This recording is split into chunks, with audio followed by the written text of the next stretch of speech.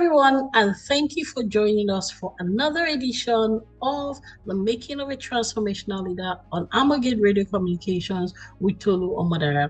It's been an interesting journey so far as we've looked at the visioning elements of transformational leadership. In other words, visioning is something we established in one of the earliest episodes as one of the things that distinguishes a transformational leader from a non-transformational leader. Because when you call somebody a transformational leader, it essentially means, or it primarily requires, that the person realizes, understands, appreciates, and accepts the need to lead change. Almost every definition of transformational leadership emphasizes the leadership of change. You can be a transactional leader, which is not necessarily promoted. You can be a charismatic leader, which has been said to have its pros. You can be all kinds of leader and have different characteristics. But once you lay claim to transformational leadership, it means, it requires of necessity that you are ready to lead change. And that's where visioning comes in. Whether it's an established organization, it's a centuries-old institution, it's a new innovative firm, whatever the category in terms of age and duration, once you want to accept the burden, the responsibility of transformational leadership, you are ready to lead change. And we already said that no matter how old you are as an organization, you need to continually reinvent yourself. And that's what enables you to stay on the competitive edge or to stay ever responsive to the needs of your community if you're a public sector institution or a non-profit organization. So regardless of the sector to which you belong, private sector, public sector, non-profit sector, as long as you are accepting responsibility for transformational leadership, you understand that there's a need to lead change, and change is always required. Change is ever necessary. We live in a dynamic world, we're in a complex world, and you must stay responsive to change. As a matter of fact, if you're truly a transformational leader, I'm laughing because you may find it hard to accept, but just think about it. There's a level at which there's a level you attain in transformational leadership where you are not just responding to change, but you are actually the initiator of change. I'll say that again. There is a realm you attain, you get to in transformational leadership where you are actually not just responding to change, but you are the initiator of change. You know, sometimes we talk about change leaders and we say that they anticipate change. Beautiful, bravo, very good, applaudissez. Very, very good, right? That's one category where you can anticipate change. You can see it coming. I remember reading many months ago that not just that I read of it, I actually read some of his articles where Bill Gates was warning of a coming pandemic. He had studied the trend and he had seen that humanity tended to experience a pandemic every 100 years. And so he was trying to put some things in place, sponsor some researches, ensure that we were more prepared than if we were not anticipating change. So there's a level where, as a transformational leader, you are not reacting to change. As a matter of fact, in management speak, sometimes we differentiate between those who are reacting to change and those who are responding to change. And of course, you are encouraged to respond to change rather than react to change, where you're not thinking, analyzing, critically determining the way to in fact turn what could be a disadvantage to an advantage, because you're looking at how do we turn these challenges into opportunities. Like I said, that is one realm of transformational leadership, and it is honestly something to applaud. However, there is another level of transformational leadership where you are not just responding to change, good as it may be, but you are the initiator of change. You are the pioneer of change. You are the pathfinder. You are the one creating a path for others to follow. I don't want to go deeply into that today, but I want you to know that we are taking a topic that, that compels me to raise that thought. Much as we may not fully explore that thought today, let me tell you what today's topic is. Today, we are looking at creativity, courage, and communication as requirements for visioning by transformational leadership. I'll say that again. Today, we are looking at creativity, courage, and communication as requirements for visioning by transformational leadership. So we have talked about visioning. For you to truly be a transformational leader, you need to be a visionary. You must be someone that can see, I remember saying that there's a reason why we have the eyes in the head. So if you're truly laying claim to being the head of an organization, the head of an institution, right, you must have vision. I've never seen a head without eyes. You really, all things being equal, you must have vision for you to truly lead. And when it comes to transformational leadership, which requires leading change, which necessitates leading change, you must have what it takes to envision the change. It's as much as possible, you shouldn't be responding, you shouldn't be reacting to the change. You should be an initiator of the change where necessary, in your industry, in your environment, in your area of influence. As much as possible, you should be, as a transformation leader, you should be the one initiating the change, creating the path for others to follow. Having laid that as some kind of background, let me quickly remind us of some of the things we talked about last week. So last week, we had a broad topic of developing and communicating vision as a transformational leader. I'll say that again, developing and communicating vision as a transformational leader. 2 weeks ago, we had looked at the elements of visioning in transformational leadership. The elements of visioning in transformational leadership. And we zoomed in on that last week to talk about how do you develop and communicate vision as a transformational leader with a stronger focus on the element of developing a vision. Because I had promised 2 weeks ago that we'll look at how does one develop visioning, especially for those who may say, oh, Tolu, I don't have it as a natural skill. There has been this argument of whether leaders are made or born.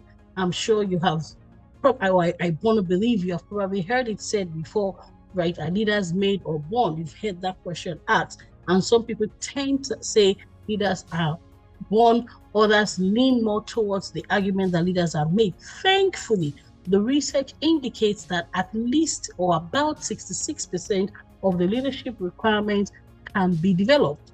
I'll say that again. The research indicates that about 66% of leadership requirements can be developed. And for us, that's why we are having this conversation. Remember, this program is titled The Making of a Transformational Leader, and we are working from the premise, from the assumption that even if you have certain leadership skills by nature, you still have to nurture them, you still have to grow them, you still have to refine and develop yourself continually. There's no point at which you will ever say you have arrived. And on the other hand, if you also appear not to have some of those characteristics of leadership that you would love to have had by nature, thankfully they can be developed, they can be nurtured. And that's why the focus, like I said, the title of this program is The Making of a Transformational Leader, because we believe that these things can be made. And from that premise, we looked at some of the things that can help you grow the visioning capacity. We talked about looking at the things you're passionate about, spotting the gaps in humanity. We dwelt on that a lot. We gave examples of people who looked at what humanity did not have in things like tech. Gave the example of Steve Wozniak and so on and so forth. What are we lacking currently? Right? Steve Wozniak, by the way, later became Steve Jobs. We talked about research, that research helps you to identify those gaps a bit more accurately and a bit more comprehensively. And of course, we also discussed the role of mentors, right? One of the questions we looked at is, why is it important for you as a transformational leader to be able to articulate a vision of the future? I'll take that again. Why is it important for you as a transformational leader to be able to articulate a vision of the future? Some of the other high points we talked about is that you must have conviction in your own vision before you can, elicit this or even demand this of your followers. Extremely important. If you as a transformational leader do not believe in the change you are trying to initiate, how then can the people who are following you buy into it? And I need to kind of dovetail to today's topic from that. When I talk about creativity and courage, right, before communication, creativity and courage as requirements for visioning, you see, this element of believing in your own vision is extremely important because it is not likely to be something that can be easily believed in. I remember 2 weeks ago saying that of a necessity, a vision that a transformational leader comes up with can be gargantuan. It's not supposed to be something that is easily doable. If it is easily doable, it's not a vision. You're not a leader. To be honest, you're probably just a manager if you're in the realm of execution only. And don't misunderstand me. I've kept saying it from the beginning of this program. I'll keep saying it. Leaders do not just conceive a vision, they also birth a vision. They lead the birthing of a vision. The place of execution is non-negotiable, right? But before you can birth, you must conceive, even in the natural. Before a woman can bring forth, she must first conceive the seed. And so the process of conceiving that vision that can be, so to say, arresting, that compelling vision that a lot of people can intuitively doubt, requires courage. It does not just require creativity, it also requires courage. And this is why I want to look at today at creativity, courage, and communication as requirements for visioning. Creativity, courage, and communication as requirements for visioning. But like I said, we'll be looking more at the creativity and courage elements of it. What does it take to conceive a vision, right? In a way, we are still expanding upon what we spoke about last week. We talked about passion, we talked about gaps, we talked about research, and we talked about mentors. But there are two other things we want to introduce this week: the courage and the creativity. Why is this important? I'm looking at both as two sides of the same coin in a sense, or as twin elements, the courage and the creativity. Let's look at the word creativity, right? The word creativity itself can be said to be from the base word create. To create, you are developing a vision, you are creating a vision. It has never existed before. So how exactly can you dream up, can you, make up what did not exist? Let me tell you something. When it is time to refine what exists, the skills, especially the conceptualization skills that are required, may not be as intense and as immense as those that are required for refining a template. But when something has never existed, and you remember, transformational leaders, we've all agreed, I want to believe, is about leading change. And of course, for you to lead the change, you must first conceive the change, right? And we're looking at the element of creativity, which is from the base word create, to create that new thing.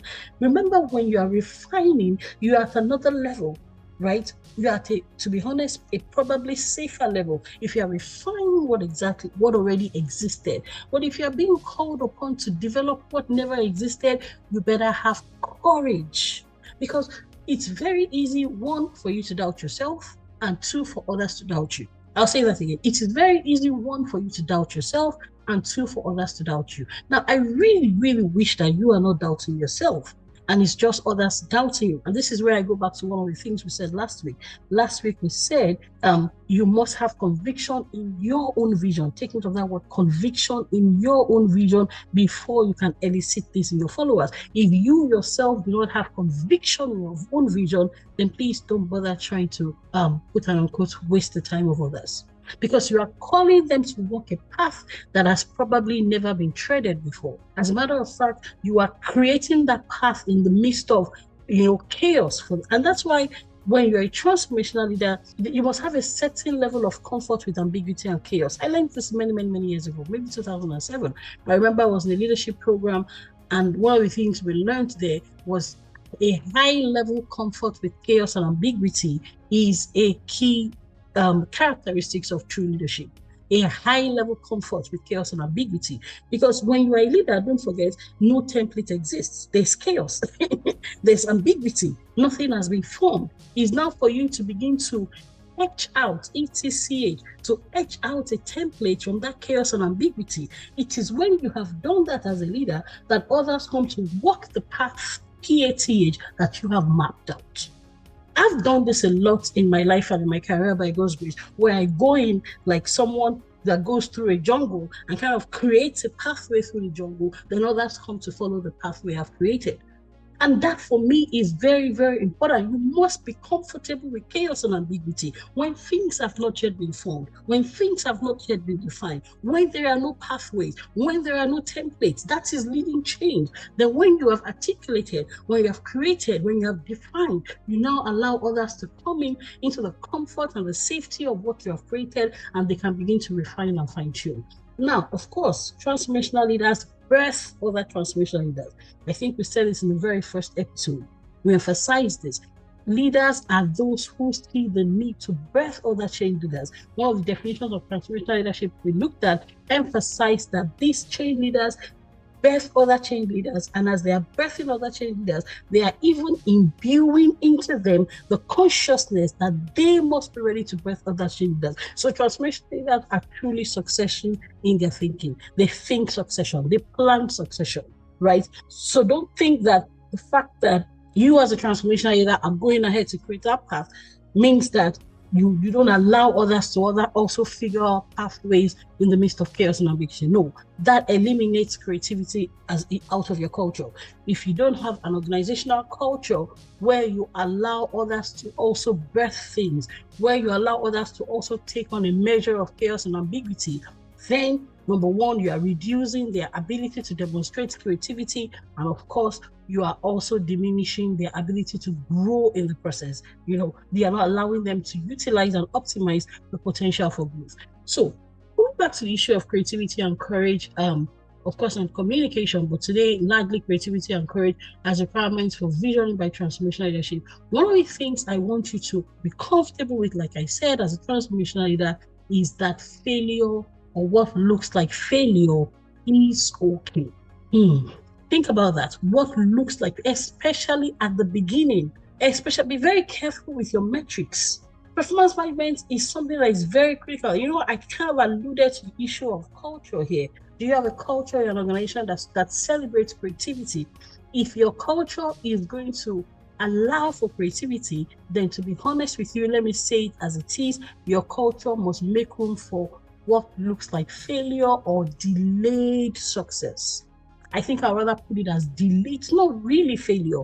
There are many things I've done in my life that appeared not to succeed in the immediate, and it looks as if I'm bearing some cost in the immediate, but I've seen it again and again and again that if you wait it out, as long as that vision is clear, your conviction is strong, and you can persist. We are going to look at the issue of resilience in one of the latter episodes. Resilience is a non-negotiable requirement for truly transformational leaders, because as in the process of birthing that thing that has never existed before, you are not likely to have an easy ride in the beginning. I'll say that again. In the process of birthing a new thing, a change initiative that has never existed before, you are not likely to have an easy ride in the beginning for the mere fact that it is new, for the mere fact that you are charting a hitherto unwalked path. You are creating the path.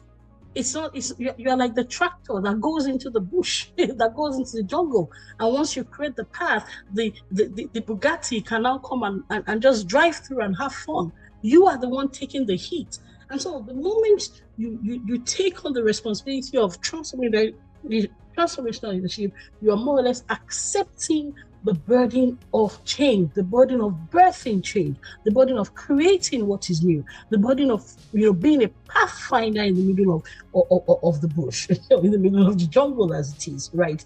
This is still Tolu Omadara here on Amage Radio Communications. It's a joy, it's a delight to have you in another edition of The Making of a Transformational Leader, and we are looking at creativity and courage as requirements for visioning.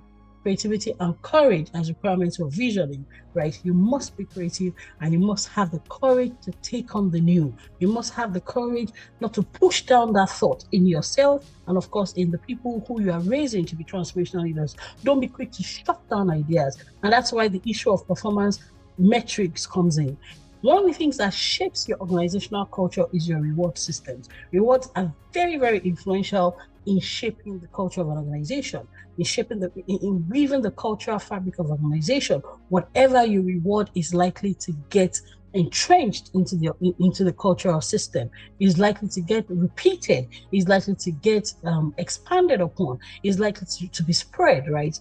So what do you reward? Do you focus your rewards on short-term wins? Or is there a portion, is there an element, is there a percentage of your performance scores, your performance metrics that are devoted to longer-term wins? This is something to think about, especially at the level of strategic planning. In doing your strategic plans, which should be cascaded into performance plans at the level of departments, divisions, units, individuals, and so on, it is extremely important for you to ensure, if you truly want to push the culture of transformational leadership, of change, of birthing of change, of initiating change, of being ahead. There must be, and that's why we push the concept of dexterity in Amogate. In Amogate, we talk a lot about dexterity, and dexterity being the ability to use your typical and your other hand, right? There must be that ability to reward for short-term wins.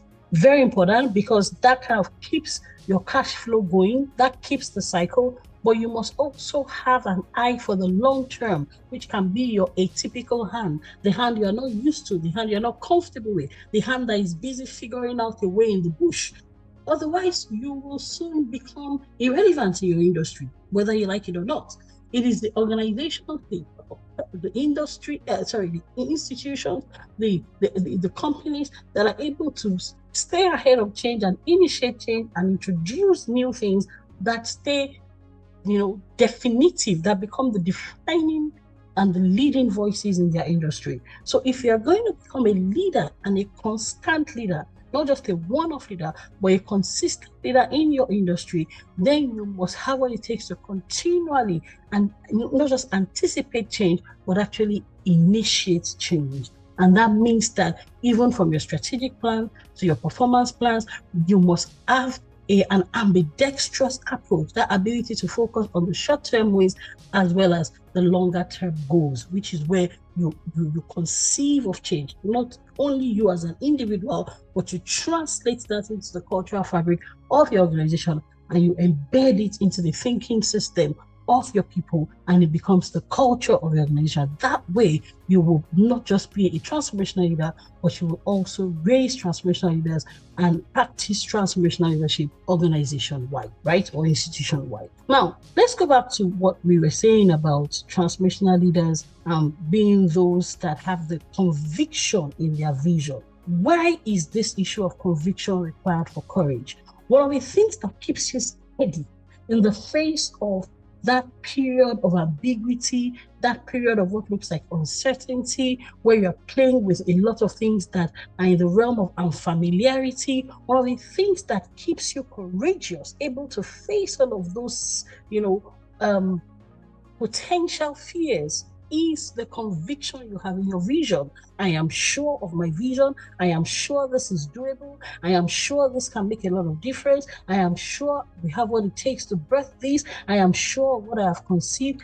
That assuredness, that certainty, that conviction in your vision is likely to produce courage. The less convicted you are in your vision, the less sure you are of your vision, the less your conviction in your vision, the more likely you are to lose courage, especially when the challenges arise. Because it's not if, it is when. The challenges will arise in the process of leading change. The challenges will come up in the process of, trying to birth what has not been done before. Earlier I said there can be doubts from yourself and there can be doubts from others. And I said, it's okay in a way if the doubts are coming from others. The worst part is if the doubts are coming from you. When you begin to doubt yourself, doubt your vision, and you are querying your vision, and you're the one telling yourself, I cannot do this. There's a lot of problem in that.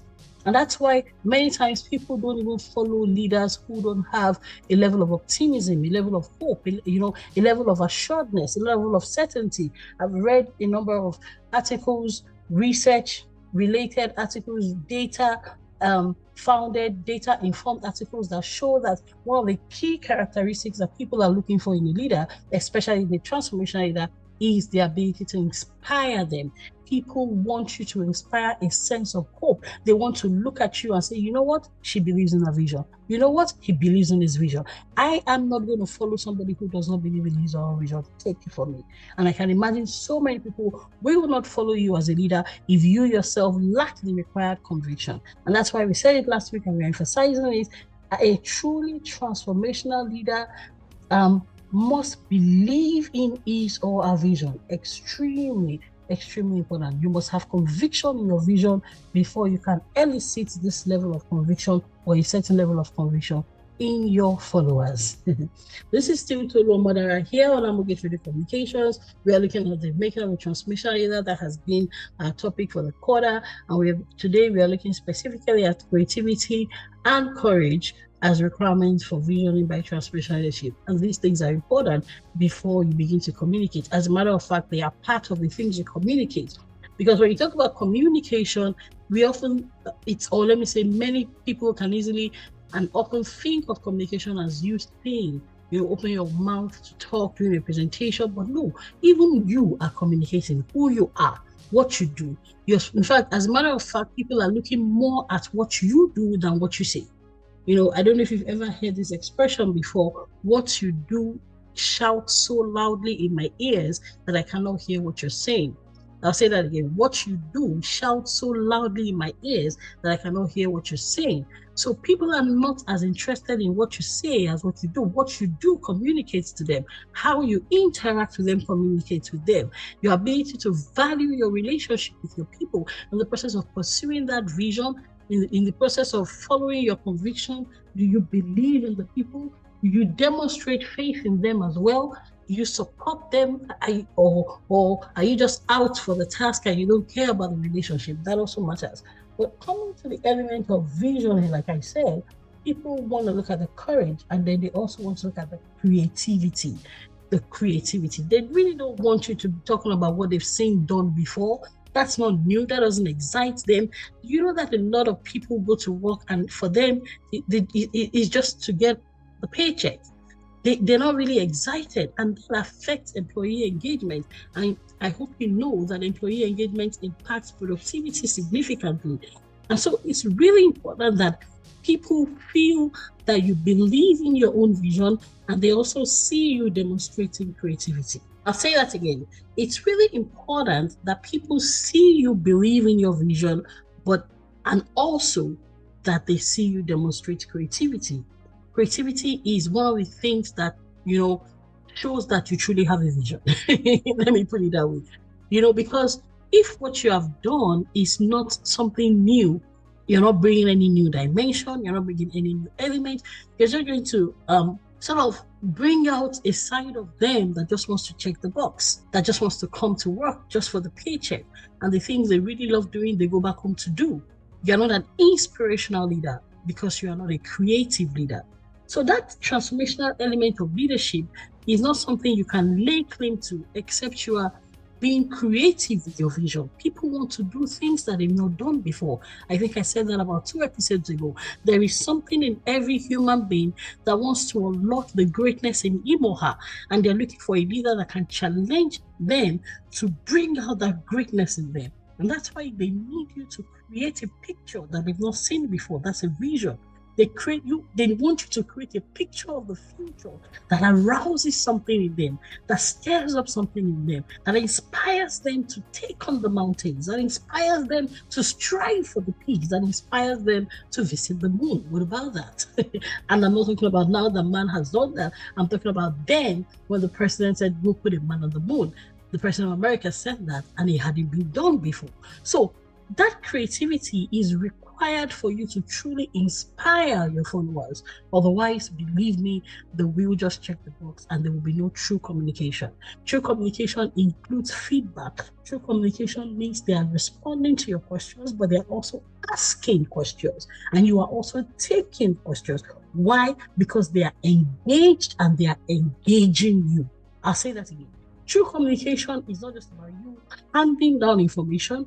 It's about you being a model yourself, remember that. But it also requires you sharing information, then taking their questions. And the reason why they are asking you questions is because they are engaged with what you have painted, with the picture of the future you have painted before them, and they find the process engaging. As a matter of fact, if you go into your presentation as a leader and you finish your presentation, and you finish, quote unquote, handing down information, and you say, are there any questions, and people don't have any feedback for you, it's not a good sign. It could be a warning sign that they are disengaged and they are not effectively engaging with you. So we need to make sure that there is creativity. Without that creativity, you cannot engage them, you cannot inspire them, you cannot awake something in them that wants to take on the impossible. You cannot arouse something in them that wants to do what has not been done before. Remember, as a truly transformational leader, you should be thinking succession. You should be showing them the way that they also can do what has not been done before, that they also can create visions that will go beyond their comfort zones, that they also can aspire to take on new mountains, can aspire to do new things, right? But you must be the model. You must have shown them how you yourself have become comfortable with chaos and ambiguity, how you yourself define success sometimes as delayed progress, right? Especially when you are dealing with the other hand in terms of dexterity, not the comfort hand. You cannot be delaying progress where systems have been nurtured, where processes have been created, where templates have been perfected. No, that's not what I'm saying. Don't misunderstand me. The metrics around such instances should demand more immediacy, so to say. But there should also be an element of your performance goals. There should also be an element of your strategic goals as an organization, the performance goals as an individual, as a unit, as a department that, include some level of the lag time, so to say, for those things that you're experimenting with that have not been done before. That is how you can stay responsive to change and also become an initiator of change, right? So that's where you can demonstrate or create a culture that accommodates creativity, because creativity oftentimes requires playing, quote unquote, playing with your known, dancing around your known, trying to figure out things. In fact, in some organizations, you will see them have research budgets, innovation budgets. One of the things we do as Amogate many times, we go to organizations and we say, what are your values? And they say, oh, innovation. And then we say, do you have an innovation budget? And sometimes the answer is no. Do you have an innovation team? Sometimes the answer is no. Do you have an innovation strategy? Sometimes the answer is no. How then exactly can you make claim to innovation as a value, and so on and so forth? So I think this is where we are going to draw the curtain on today's edition of the program. Don't forget, today we have been looking at creativity and courage as requirements for visioning. Of course, there's the communication aspect of it. So broadly, creativity, courage, and communication as requirements for visioning by transformational leadership. But we've looked much more at creativity and courage, right? You need to be courageous to be creative in the first instance, to create what has not ever existed before, to dream of something that has not been done before, to attempt to take on the gargantuan thing. And especially when you even begin to birth it, you are very, very likely to meet with a lot of opposition. You are very, very likely to encounter a lot of naysayers. You can have them doubt you, but one of the worst things that can happen is for you to continually doubt yourself. It doesn't mean that once in a while the thoughts may not arise, oh, am I really doing the right thing? Am I sure I can get out of this? But if your answer is continually no to yourself, there is a problem. You must learn to develop conviction in your own vision. And that conviction in your own vision will give you the courage to press on, to press through until you create a template out of the unknown and people begin to follow you. It's been a joy. It's been a delight. It's been exciting to have done this edition with you. We hope that you found it inspiring. We hope you found it challenging. We'll continue to talk about what it takes to make a transformational leader. We'll be back same time, same station next week. Until then, please know that we look forward to hearing from you. You can reach us at contact@theamogate.org. You can reach us on Facebook. You can reach us on LinkedIn. You can reach us on Instagram. We do this because of you. We really, really value your feedback. Your feedback is important to us. That's how we know you are engaged and you find it engaging, right? We'll be back same time, same station next week on Amogate Radio Communications. Until then, this is Tolu Omadara. It's been so nice doing this with you. Please try to implement some of these things you're learning. Please try to experiment with some of these things you're learning. Please try to incorporate it into your policies. And guess what? If you want us to work with you, reach out to us on +234 810 999 6666. Again, reach out to us on +234 810 999 6666. Send us a message on LinkedIn, send us a message on Facebook. We are happy to come and help you build these things into your processes, into your strategic plans, into your performance management processes, and so on and so forth. This is what we do. We've done this for over a decade. We love what we do. We do what we love. And we don't just talk about these things. These are the things we also practice as an organization. Well, Until we hear from you, please take good care of yourselves. We look forward to being with you again, same time, same station next week. And remember, you can be a transformational leader and you can raise other transformational leaders. They are not just born, they can also be made. Thank you.